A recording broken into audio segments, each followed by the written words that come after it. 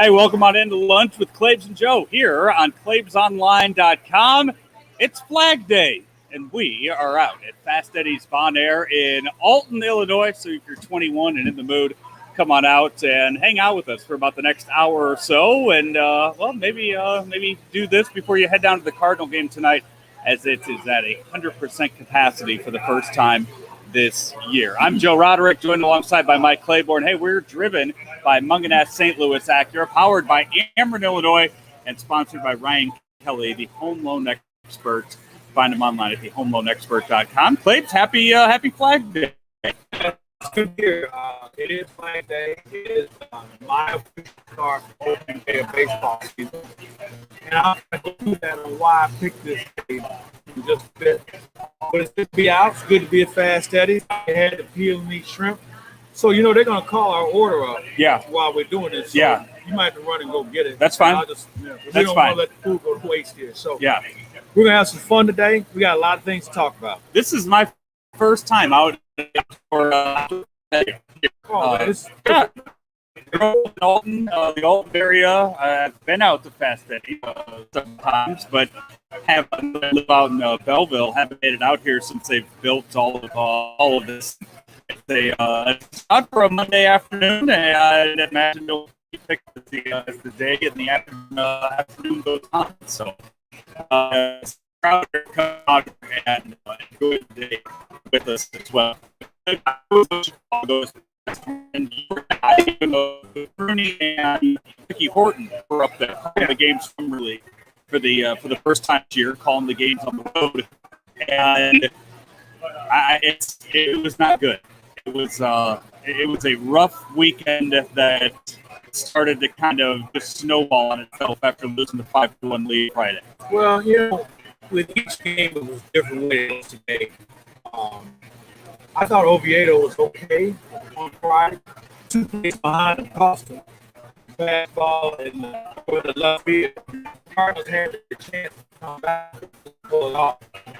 You get nothing. Nothing from again. Right. But you traded 15 runs in that game. You traded 15 that game? Mm-hmm. Remember, the bases loaded in the 9th inning. So you look at that opportunity, and then last night, you had maybe the best performance Carlos all year went away. So they have 2 hits away. You have a chance. You have to meet the order top of the 9th inning.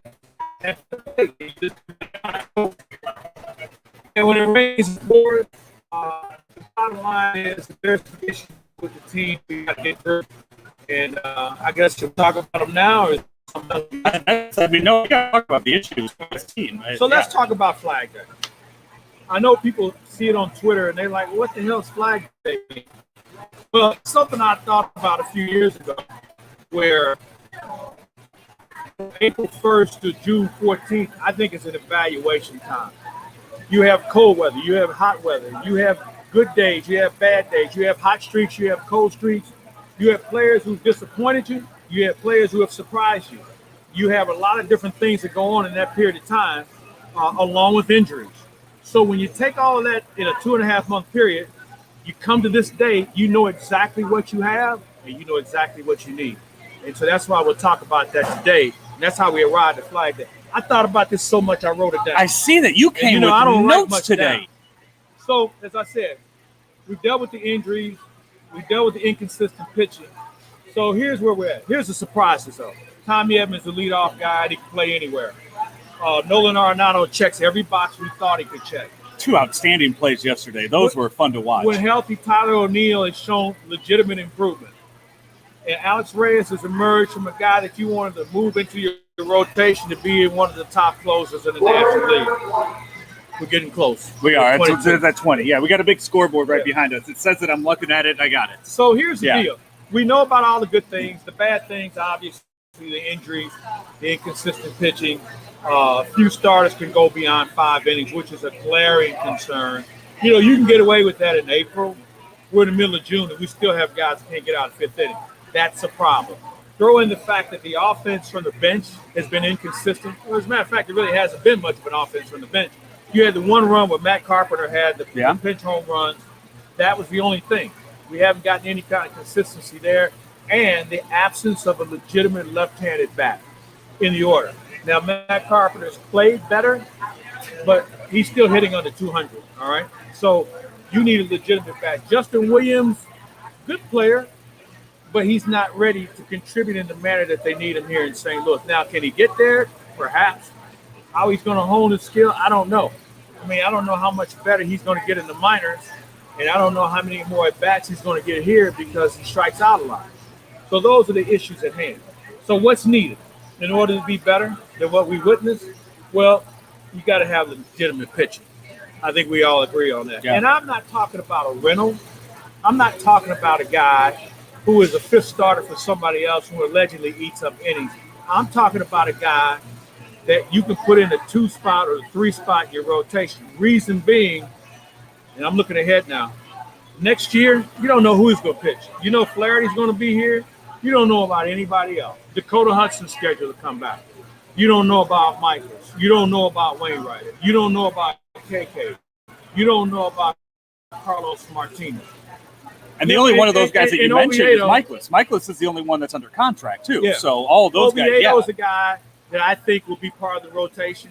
And that's a guy we haven't talked a lot about. I think he's still learning to pitch, hence the reason why he struggles. But I thought he's got better in his last outing in Chicago. They traded his arm for some extra at-bats or some extra runs. We thought that was going to be enough. We learned that it wasn't. So you have to think about what are you going to do about pitching. So if you're going to get somebody who can really pitch and get somebody who's going to be in the rotation for next year. Don't worry about the money because you're going to have a lot of it in the offseason or enough to really suffice for a legitimate starting pitcher. So the other thing is you got to have a legitimate bullpen. We know that Reyes can pitch. We know Gallegos and Cabrera have budding careers that we think are going to be effective. Ryan Helsley is still a thrower. He's not a pitcher yet. Andrew Miller is in the last year of his contract, and I'm not sure if they'll bring him back. So when you have those guys and everybody else after that, they haven't shown enough to say whether they're going to be part of this or not. So you've got to shore up the bullpen with some experience down the road. And where that comes from, I don't know. So with those items, I think I've kind of covered the things that we witnessed that we need. Now the question is, how do you get them? I mean, as far as pitching goes and what you're asking for with the starting pitcher, the popular name, the name that's been thrown out there the most is going to be Max Scherzer. That's who we, I think, as a fan base in St. Louis, want to see the Cardinals go after at the trade deadline. Now, he did leave his last start with what was an oblique injury, a side injury. So we're not sure where he is health-wise. It's just been so hard early this season to kind of point, okay, who's out there, who's available, who could they go get? And those, I don't know if there are those options out there. Because you mentioned you don't want that guy that's a fifth starter for some other team that's going to be a scrub for your team, that's going to be a fifth starter for your team. That is the low-hanging fruit out there. You want a guy that is a top-of-the-rotation guy like a Max Scherzer would be. I think the first thing you do is start to look at teams that are waning. Arizona, Texas. Two teams, you got to look at them. Baltimore. They're not going anywhere. Maybe they're looking for prospects. And then that comes to another prospect that you're willing to part of. But you have to start looking at teams that are already looking for the flagpole to wear the white flag and surrender. The options first and see if it's somebody intriguing that maybe if they're in a better environment, kind of get in the total name. The Scherzer thing is logical. I don't know if Washington, they're going to kick the tires on third baseman. But even if they kick the tires on the third baseman, Nolan Gorman's not ready. No. And he's not going anywhere. He's not going anywhere. And I think you can see from recent trades around all of Major League Baseball that you're not going to be asked by teams or you're not going to be demanded by teams to give up a Nolan Gorman or Matthew Libator and even, whoever their top five prospects, if you will. Ivan Herrera not going anywhere. And I think that you see that teams are starting to realize that. Look at what the Indians got back for Francisco Lindor. Look at what the Rockies got back for Nolan Arenado. You're not seeing. You wanted to. I'll go get that in a second. But I think you're seeing more and more with these terms that you are not going to have.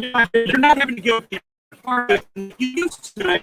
These teams realize, we're making money by not having to pay these guys anymore. We'll take whatever just to make this deal done. Let's put this into the equation too. You're looking for a guy, and if a guy has control, then you can get more for him. If a guy's on the contract like a Scherzer, we don't have to give as much. And the thing with Arenado's situation was one where he told them he's going to opt out. So it was either you get something for me now, you get nothing in return. So teams have to take that into consideration. So for us, I think the question is looking at contracts, what the length is, if they're 5 to 10 guys, what kind of money do they have, and I think that's how you kind of base part of your approach of how you want to our players down the road. Yeah. So you go ahead and get the grub, and I'll kind of play with this until he gets back. Folks, we're at Fast Eddie's Bon Air over here in Alton, Illinois. It's Flag Day. Joe Roderick is here. I'm Mike Claiborne, and we're just having a good old time. We thought we'd get outside and have some fun today. Hey, don't forget Cardinals in action. They've got Miami for 3 before they go on the road again to go in and take on Atlanta and Detroit. Those will be some interesting games. But we're talking about Flag Day and what the Cardinals need. I've touched on a few things. You can join us as well if you so choose to. Just go online and just send us an email, and we'll try and get that squared away, especially our friends on Facebook who check us out. Just give us a question, and we'll try and come up with the best answer possible. A few other things that we'll get into, and one of which is Major League Baseball is let everybody know, all right, boys, the foreign substance thing is about to come to an end. So they're giving everybody a chance. And it was interesting yesterday, Bob Nightingale wrote that of all the weeks in baseball, this past week had the lowest spin rate of pitchers, which means the batting averages went up, which means there were a lot more guys using foreign substances than you thought. So it all goes to say that Mike Schultz had a very valid point in why he raised hell about guys cheating. And I think we're starting to see the fruits of that now. So they're going to give these guys about another week, and then we'll see where this thing goes as far as the spin rate is concerned. Those are yours. You got 2 of them, right? I got 2 of them, yeah. So he got the chicks on the stick. Fries? I just got some French fries. So we're good to go. This is how we roll on this show. All right, what else you got over there? I did want to talk, since we're talking about options for pitching, one thing that was brought up over the weekend, we saw the highlights of the Mexican League and a guy pitching down there, Bartolo Colon. He is 48 years old. He's down there pitching in the Mexican League. He's in Bartolo Colon shape. We're not going to sit here and talk about how he's some Adonis out there on the mound in the best shape of his career. He threw 70 strikes out of 90 pitches. That stat right there, after watching John Gant do what he did in the second inning yesterday, that stat right there makes him somebody that is desirable to me. But at 48 years old, you're also, you're getting a 48-year-old that's been around. Is that something that you see? No. Not just John Mozeliak. I'm talking about any team in Major League Baseball kicking the tires on this year. An American League team, Mike. Okay. Because you can't waste another at bat. I don't think he's the answer. He's throwing in the Mexican League. That's a lot different than facing the Dodgers. Right. So I think you have to have a more viable guy that's going to help you for the future.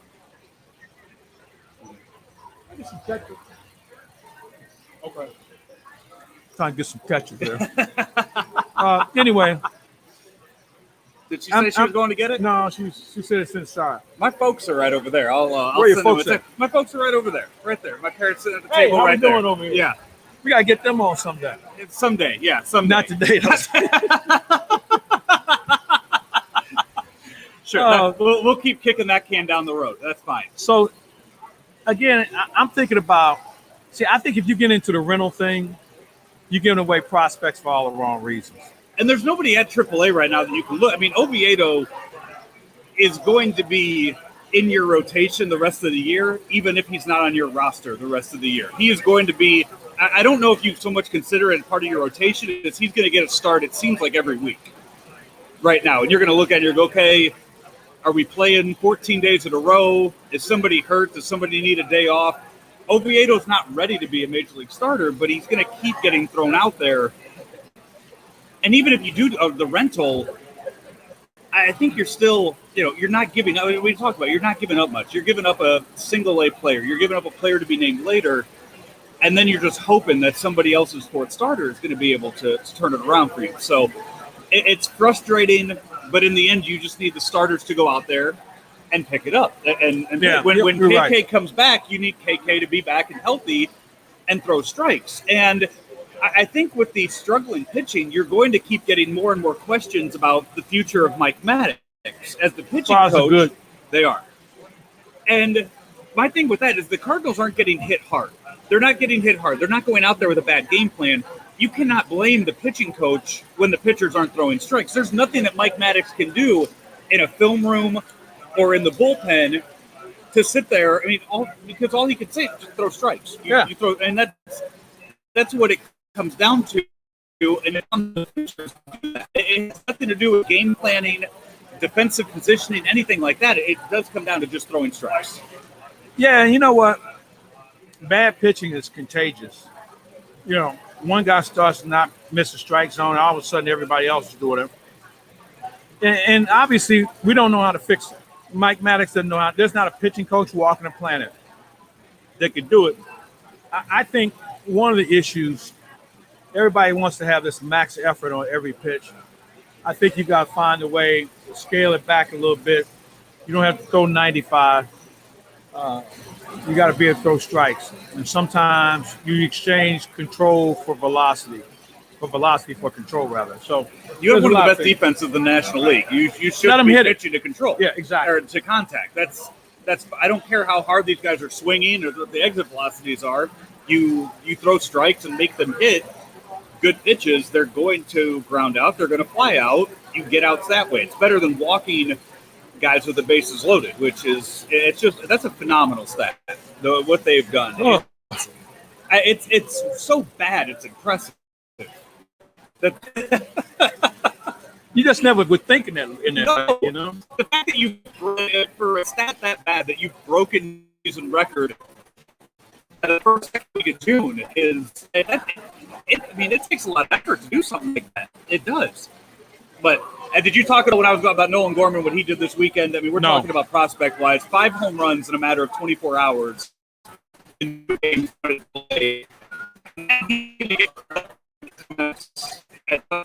second half, but I'm very cautious of guys at this stage because none of these guys played anywhere last year, and they're going to run into some guys like pitchers who didn't play last year either, and they're going to make them pay. So I'm not sure if I'm going to get too lathered up because if you recall, Nolan Gorman got out to a great professional start in a similar manner, and then he just cooled off dramatically. And he told me that he had learned a lot about the physical and mental approach to the game of baseball on that level. Yeah. And so I'm going to hold out. I'm not one that's going to rush any of these guys because I think there are 2 things that we're learning. The training regimen has caused a lot of injuries, and just the approach and how you deal with not playing competitively for a year. And remember, other than an injury, none of these guys had ever gone this long without playing baseball. Right. So I think the adjustment was a bigger challenge for some than others. And what do we do from here? Well, we have to wait and see. One of the big stories this weekend up in Chicago was the Cubs not being one of the teams at the 85% vaccine rate. And you're seeing more and more comments coming out. Anthony Rizzo, now Jason Hayward, both making comments as far as that goes. And now with football starting, the NFL getting started up, and you're seeing the NFL and the Players Association have come to an agreement on what players who have been vaccinated will be allowed to do at facilities based on what players not. We're not talking about they won't even let coaches on the field. We're not talking about going into a restaurant and the bouncer not asking you if you're vaccinated or unvaccinated. I mean, these are billion-dollar teams, and they know who on the team has been vaccinated and who hasn't.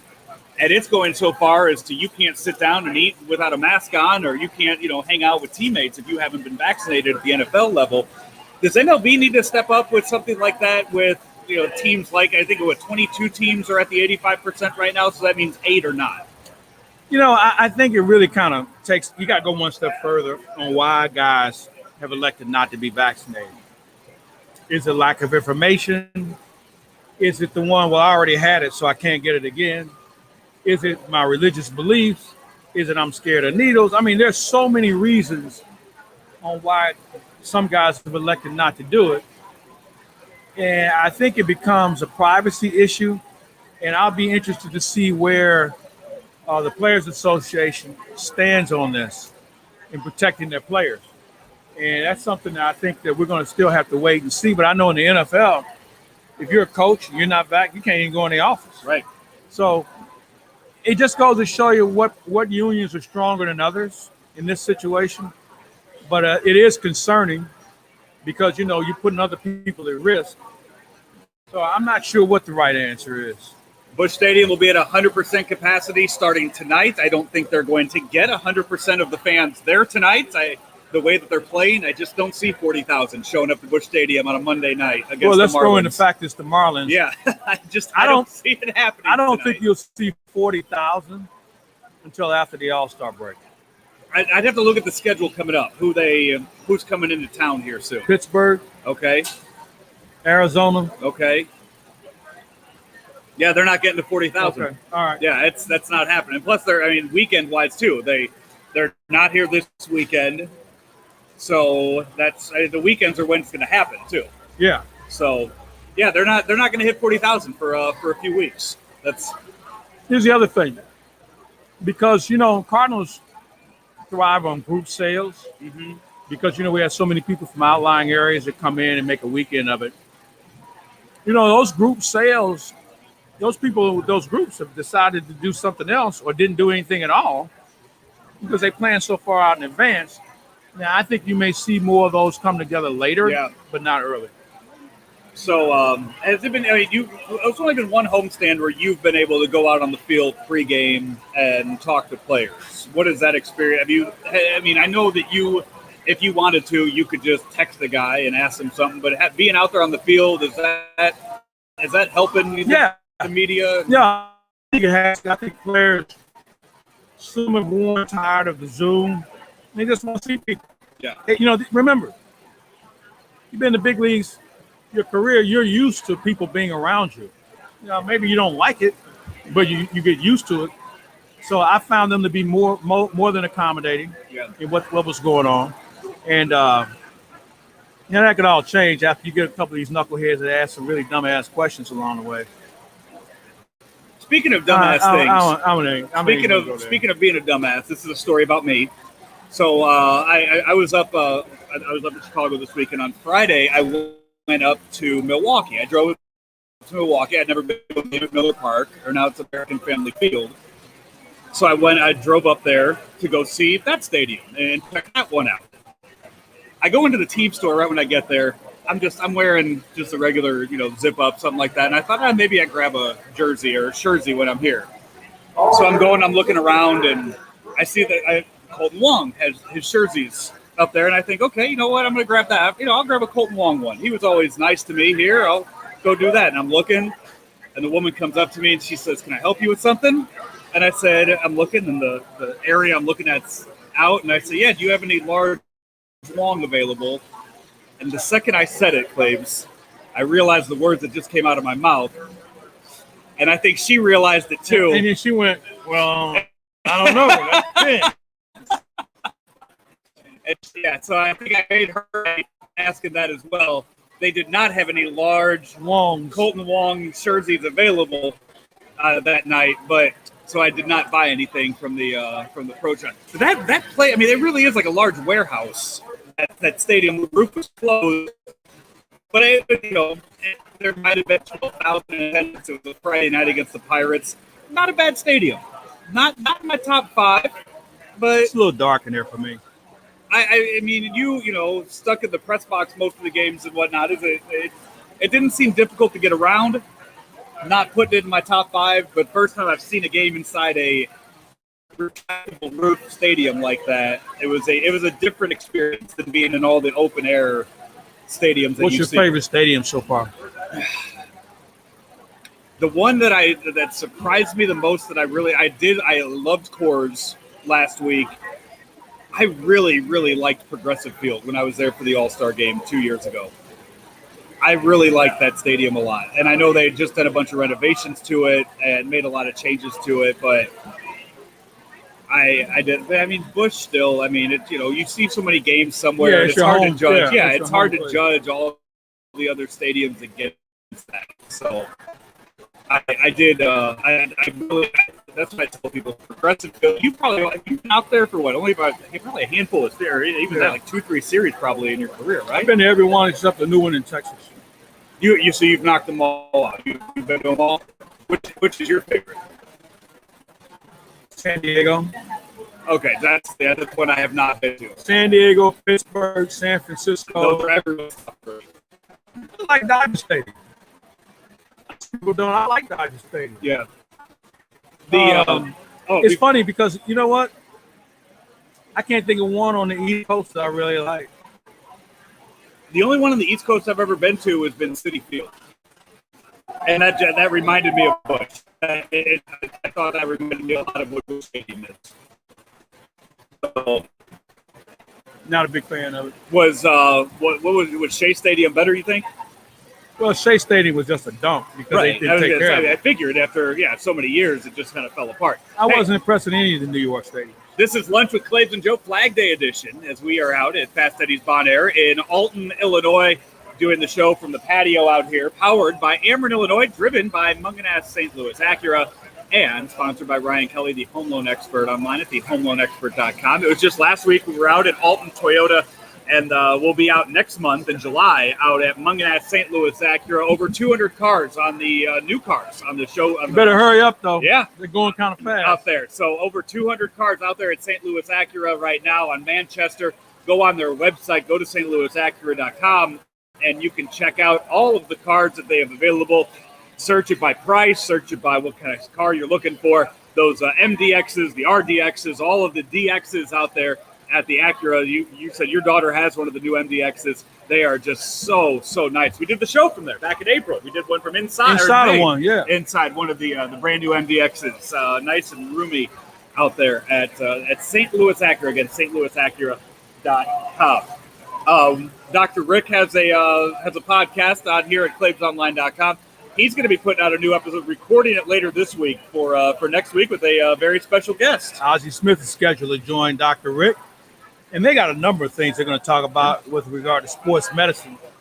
You know, Ozzie, 1985 or 1984, he hurt his rotator cuff. And, you know, at that time, that was a very serious injury.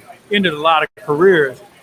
He elected not to do it and just strengthened his shoulder, threw differently, ended up having a Hall of Fame career, and ironically just had rotator cuff surgery about 4 years ago because it was affecting his golf game. I was just going to ask what it's done for his golf game since he's had it. Yeah. I know you golf with him a lot. Is he a better golfer now? Oh, yeah. Okay. He finished second this week. He finished second this week at a BMW tournament in South Carolina with a gentleman by the name of Kevin Wu, who's just now on the tour. And said he was a very impressive golfer. He said he's going to carry some checks. But, Ozzie's a really good player. Matter of fact, he and I won a tournament together about a month ago. I was going to say, a few weeks ago, you guys. Yeah. I still got to give him this gift. I'm going to give him half of it. The gift, part of it was gift certificate. So, you know, what does a guy like Ozzie need with another gift certificate? Hey, NBA playoffs. We have one of the final four set for that. Suns sweeping the Nuggets 4-0 there. And that, as good, and we've talked, I feel like we've talked all year whenever we talked NBA about how good the Suns team is. Still a little surprising that they were able to sweep the Nuggets. Nuggets having the MVP, Nikola Jokic, on their team. And it's still that is such a well-built team. And you're hearing the praise of Chris Paul from his coach this after the win yesterday. They have done such a good job of drafting well and adding the veterans on that team.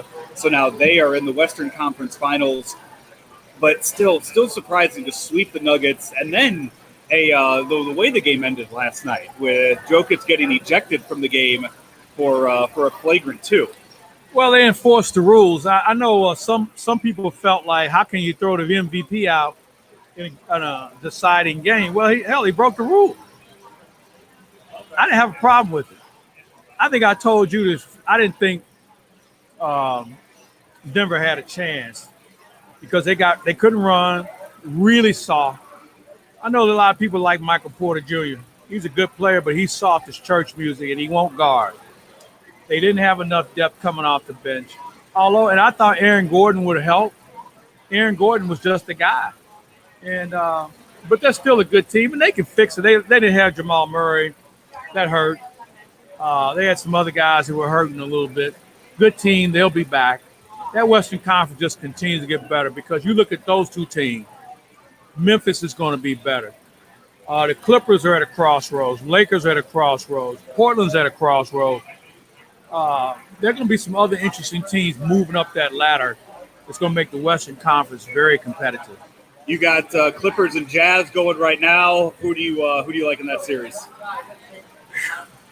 I'm going to go with Utah. I think Utah is a little bit more fundamentally sound. It really depends on if Michael Conley Jr. plays. If Mike Conley Jr. plays, and I think Utah can beat the Clippers. If he doesn't play, it's going to be a little bit of a challenge. The NHL Final Four all set. You have Vegas against Montreal, Islanders going up against Tampa Bay. Tampa Bay looking to go back to back. I think Vegas is the most complete team. Montreal, if Carey Price gets hot, he can make it interesting, but I don't think they have enough. Tampa Bay should beat the Islanders, and it might go 7 games. That Islander bunch is tough. They play hard. They skate well. Decent goaltending. Barry Trotz knows how to coach. So I think the Final Fours in both the NBA and the NHL might be better than the championship game. You look at what the markets are, the TV markets that are represented in some of these. So now you're looking in the NBA. LA, that's really appealing, but it's the Clippers, not the Lakers. So how many people tune into that? And then the other, it's either that, Utah, or Phoenix for your options there. But here's the plus to that. You're going into markets, you're penetrating markets now that you have new fans, new viewers. We all know you're going to watch if you're in LA or New York or wherever. But when you can go into, whether it's Brooklyn is kind of the New York market, but when you look at Phoenix and you look at some of the other teams that are out there, Utah always draws a good number. I think it's good for the game. I think when you look at what Florida has to say, where they're Stanley Cup champion, Tampa, you got a New York market with the Islanders. The only thing that hurts the NHL, Montreal doesn't show up on the register. So you lose that market, but you also have a good Vegas market. So I think overall, I think it's a win-win for both the NBA and the NHL. It's Lunch with Claibs and Joe, live from Fast Eddie's Bon Air in Alton, Illinois, powered by Ameren, Illinois, driven by Munganess St. Louis Acura, and Claibs, your guy, Ryan Kelly, the home loan experts. You got a live read on Ryan Kelly? Oh, you look. That was a cue to you. That was me throwing a cue to you out there. Let me make this suggestion, folks. You hear so much about the home business and how there's a small inventory, and that's true. But here's where people make the mistake. They see a house, they get interested, they get all lathered up, and just when they put a bid in, all of a sudden they're not qualified. They didn't do all the paperwork. They don't know how much money they really have to spend because, believe it or not, the asking price is now much higher than what it used to be. I'm talking about from, let's say if I want to buy a house for $300,000, or I have a house I'm selling for $300,000, all of a sudden here comes Joe Roderick, here comes whomever else, and now it's a bidding war. So that $300,000 that you thought you had, you better bring $400,000. You better bring $350,000 because it's going to go up. And if you're pre-qualified, you know exactly how much you're able to spend. And with Ryan Kelly, the home loan expert, and his great staff, they can get it done in a matter of minutes. So you don't have to have a sleepless night wondering if you qualify. And with their service, and I think personal service is important here, they answer the phone, they make sure they keep you in touch. They work with you on your credit to make sure this works and that works. That way you'll be better prepared. Because remember, this is, aside from your kids, the largest investment you'll ever make is your home. So you want to make sure it's done right by people who do it right. And we're talking about the home loan expert, Ryan Kelly, and his great staff. They're registered in multiple states, so just don't think about St. Louis the next time you're thinking about purchasing a home. Before we get out of here, wanted to talk about news that kind of slipped under the radar, I think, this weekend, and should be a lot bigger than what it is. College football coming out and saying that they are full-on discussing, I guess suggesting that they should move to a 12-team playoff. So we're skipping right past the 14 playoff, the 18 playoff. We're going straight to the 12-team playoff. This needs to happen sooner than later, and it is so far overdue. No, and here's why. You tell me when they start paying the players, and then I'm gonna sign off. Because now I'm talking about from a fan standpoint. Well, I'm not. Okay. I'm talking about the people who are the reason. Here's a mistake they're making. You're talking about asking kids to play as many games as they play in the NFL. Somebody's gonna play 17 games. You don't think they'll cut back on some of the 1AA, the cream puffs on the schedule? That's money. That's money. And teams like those games. They get an idea on what their team is going to look like. No, they want these kids to play 17. You tell me when they're going to start paying them, other than this whole likeness thing, because they're only going to give the likeness deals of so many players. I'm talking about what's that offensive tackle going to make. I'm talking about what that defensive end is going to get. The guys who may not be in a glamour position. If you're not going to pay all of these players, then you can stuff it because it's not fair to the kids. They're already being taken advantage of. And spare me with this free education thing because it's not free. It's not. They put real work into this. So until you determine how you're going to pay kids, put this whole project on the shelf. When you talk about the cream puff games at the early in the season, a team like Mizzou will use that first, second week of the year, and they'll use that to test that. But you have teams, Alabama, look when they play it. Alabama will wait till like week 9, week 10 of the season to schedule James Madison or Western Carolina. No, there's no point in that. There's no point in that when you're the number one team in the league, you've rolled through everybody to have a team like that on the schedule. That's a game that doesn't need to happen. Well, but here's the response. The reason why they play those games is because the conference schedule is already tough enough. And it makes sense because everybody's not going to celebrate that same sort of schedule. So I get it. I don't necessarily know if I agree with it. I think your point is a valid point here. But I think when it's all said and done, you have to make sure that the alumni games, the legacy players, and some of the other people who aren't going to play in November get a chance to get on the field. And everybody likes to see somebody get their ass kicked early in the year. So, it's not a perfect system, but I think it's something that we're going to continue to see. I don't think they're going to take games off the schedule. We didn't talk about Nick Saban's contract extension last week. When do you think he actually retires? How old is he now? 72? Yeah. 75. So you don't think he makes it through this contract? No. I think 75 is a good time to walk away because he'll have more championships than anybody else. There's nothing else for him to prove. He can develop a new coach to be in waiting. Mm-hmm. And that coach may not even be on the staff. He may have him say, you go somewhere else and work on your game, and then we're going to bring you back. Because I think that coach and waiting thing is an accident waiting to happen. We don't have a lot of experiences with it. All I know is it didn't work out for Mike Yo. You had an interview last week that we're going to be putting up on the website tomorrow, I believe. John Jay and I had a chance to visit. And, John Jay is one of the last of the great Cardinals. Came up through the organization, World Series champion, great mentor, so many young players. He's played almost 12 years, and he's going to the Olympics. I was going to say, he turned down. He was good. I mean, the Angels wanted to bring him up, wanted to sign him, and he. Well, he's with the Angels. He's still with them. He's going to play in the minor leagues until it's time to get some at-bats. And he feels like when the Olympics are over, he'd like to come back to the Angels. Somebody will want John Jay when this is over with. Yeah. There's your left-handed bat right there. I'll take him. Right? They got to do something. Are you expecting any big Cardinal roster moves at all this week? Don't know. I'm going to visit with John Mozeliak today. We're going to do a two-parter in the pregame show. Not that Mo's going to tell me anything, and I respect him for that. That's just how he is and how he works. But just to get a feel for how they feel this team can progress. There's too much baseball to be played to throw in the towel, especially when you have good players on this team. So we'll have to wait and see. But I think they'll have to make a deal. Do you get to do that interview in person, or do you have to do it over Zoom? No, we're going to do it in his box today. Okay, yeah. So with doing that, you will get better answers doing it face to face. You would think.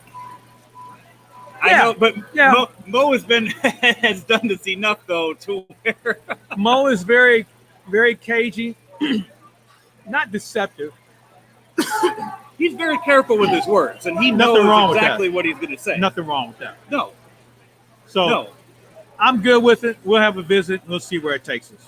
All right. So 3 games against the Marlins, and then down to Atlanta to take a 4-game series against the Braves. Adam Wainwright tonight. KK expected to be starting tomorrow, and then Oviedo on Wednesday. Maybe Rondon might get a start. As he kind of just throwing it around. Do you think he's ready to start a game, or do you think you'll get him to his at-bat? Well, he's stretched out. According to the minors, he's Yeah. stretched out, so why not give him a shot? Played everybody else. I told Ozzie don't answer his phone. They may want him to come down for a couple of innings. Right. As impressive as what Nolan Gorman did this weekend, I want to know what his spin rate is. See what he can do out of the mound. Did you see where Bob Nightingale made a point about how spin rates were down this week and batting averages were up?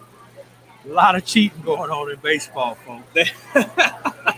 They talked about it with Mike Schilt on the broadcast this weekend on one of the national TV broadcasts, and asked him if he thought that, what he said, his little comments last week helped with all of it.